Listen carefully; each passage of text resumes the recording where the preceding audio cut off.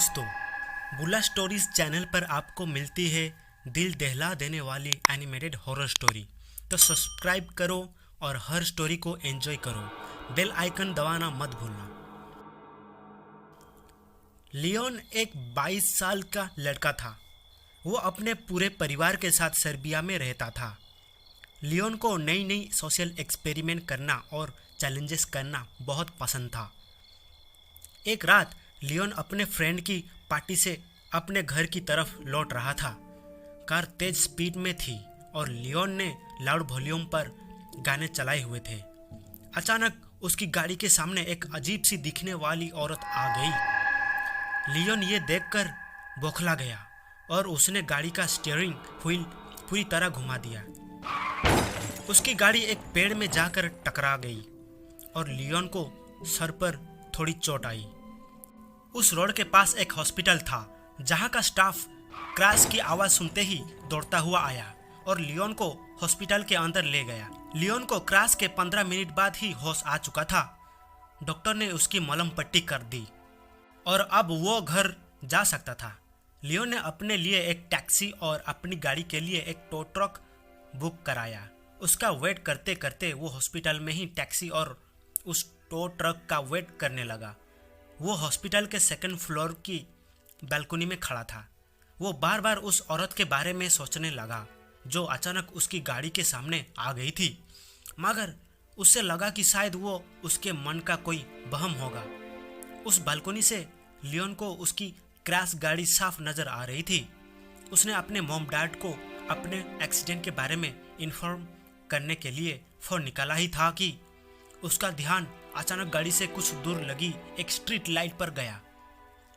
उस street light के नीचे उसे वही औरत दिखी जो उसकी गाड़ी के सामने आ गई थी। वो उस स्ट्रीट लाइट के नीचे बेहद अजीब तरीके से डांस कर रही थी।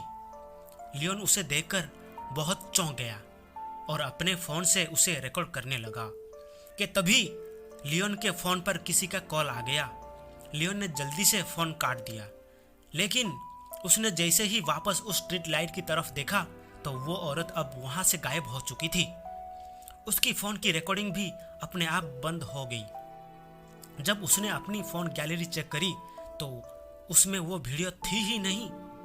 लियोन ये देखकर थोड़ा घबरा गया। उसके कुछ ही देर में उसकी कैब वहां आ गई, इसलिए और वो तुरंत वहां से निकल गया, मगर वो अभी भी काफी बौखलाया हुआ नजर आ रहा था। घर पहुंचते ही लियोन ने उस औरत के बारे में सर्च करना शुरू कर दिया। जब उसने इंटरनेट पर देखा तो उसके होश उड़ गए। इंटरनेट पर लियोन को एक वीडियो मिली जिसमें वही अजीब सी दिखने वाली औरत उसी स्ट्रीट लाइट के नीचे वैसे ही अजब तरीके से डांस कर रही थी। इंटरनेट पर लोग उस औरत को सर्बियन डांसिंग लेडी कह रहे थे।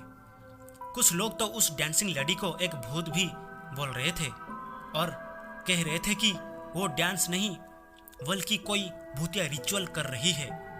ये सब देखकर लियोन उस औरत में और इंटरेस्टेड हो गया। अगली रात लियोन अपने छोटे भाई निको के साथ कैमरा लेकर उसी जगह चला गया जहां उसे वो औरत दिखी थी। वो दोनों रात के 12 बजे उसी स्ट्रीट लाइट से थोड़ा दूर जाकर छुप गए और कैमरा निकलकर उस औरत का वेट करने लगे। बहुत देर हो गई मगर वहां कुछ भी अलग नहीं हुआ।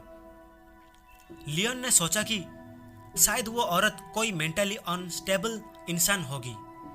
लियोन वहां से जाने ही वाला था कि उसने देखा कि सफेद कपड़ों में वही औरत उस स्ट्रीट लैंप के नीचे आ रही है। उसका चलने का ढंग बेहद अजीब था। बहुत ही अटपटी चाल थी उसकी।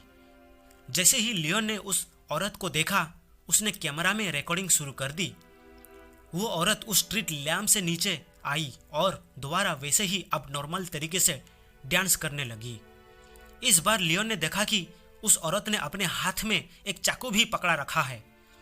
उस औरत के बाल उसका चेहरा ढक रहे थे और इसीलिए लियोन उसका पूरा चेहरा ढंग से नहीं देख पा रहा था।